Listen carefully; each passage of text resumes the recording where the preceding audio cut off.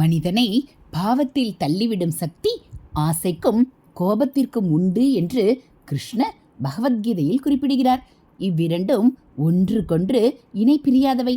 ஒருவனை பாவி என்று வெறுக்கும்போது நாம் பாவமே செய்யாதவர்களா என்பதை நினைத்து பார்க்க வேண்டும்.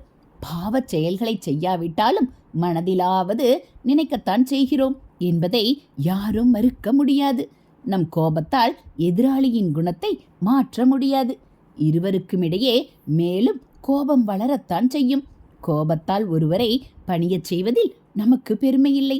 அன்பால் குறையை திருத்தி நல்வழிப்படுத்துவதே சிறந்தது.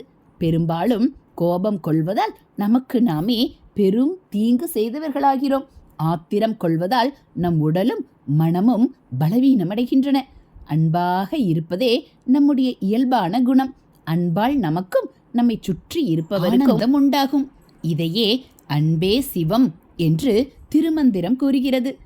ஹரஹர சங்கர ஜெய ஜெய சங்கர, ஹரஹர சங்கர ஜெய ஜெய சங்கர. மகா பெரியவா சரணம். இது மகா பெரியவா அருள்வாக்கு.